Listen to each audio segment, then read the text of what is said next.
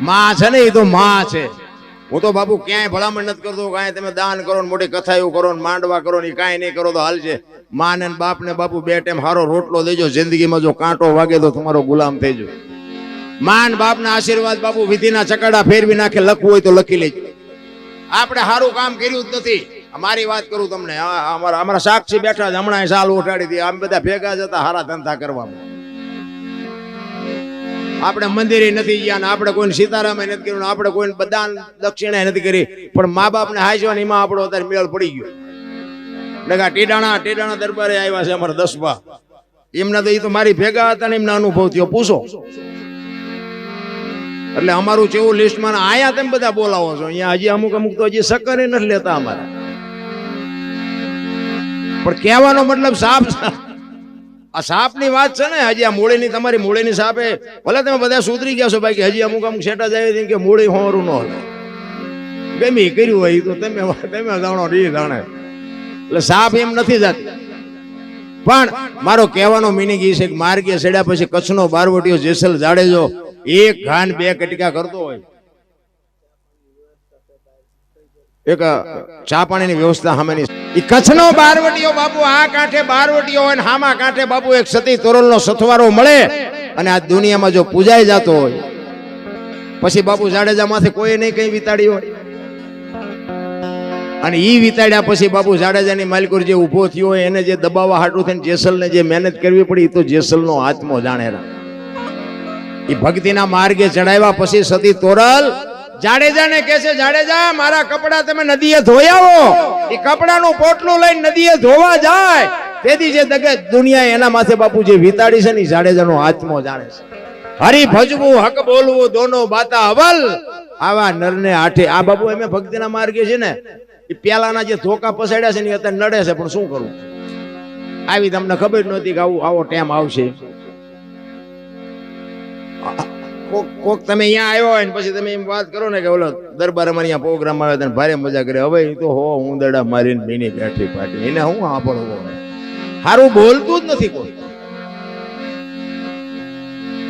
એટલે આ બાબુ અઘરું છે.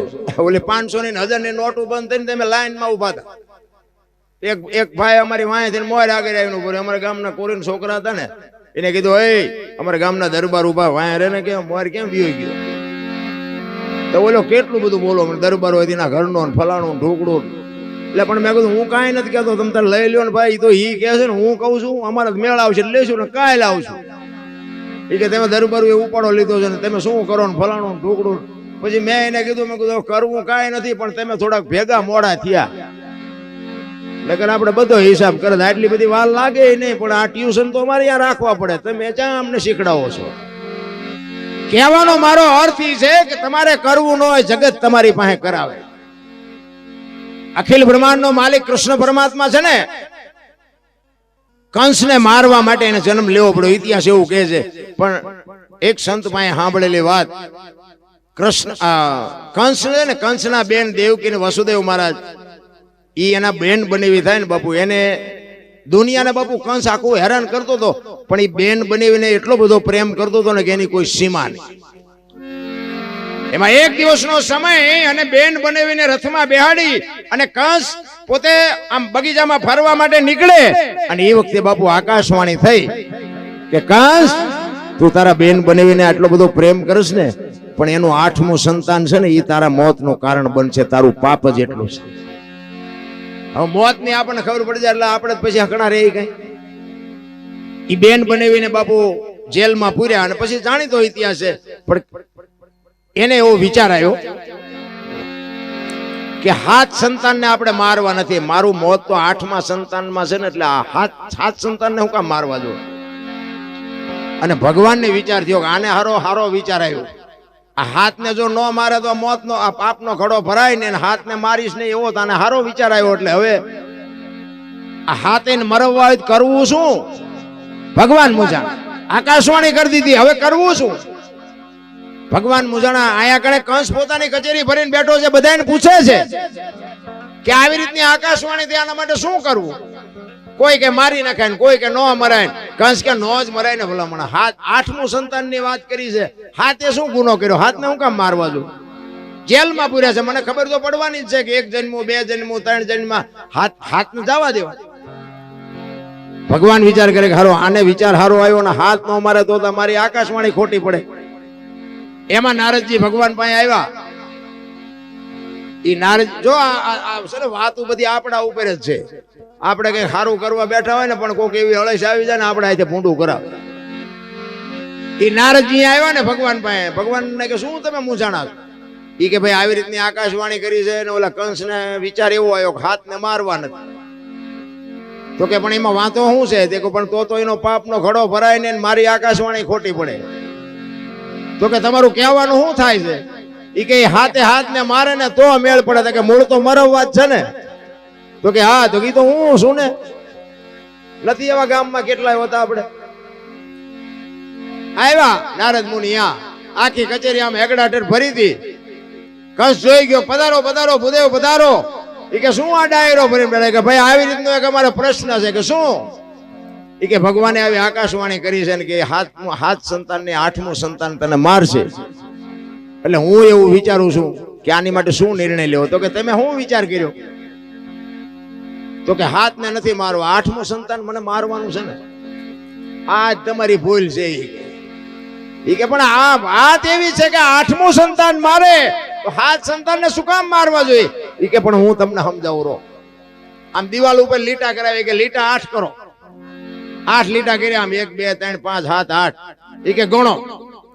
એટલે ગણ્યા આમ 1 2 3 5 7 8. આઈન પાછી ગણ્યા ને તો કે હા કે ભગવાન આઈન પાછી ગણશે તો. એ કે આઈન પાછી ગણે તો પેલું રીત મારી નાખે.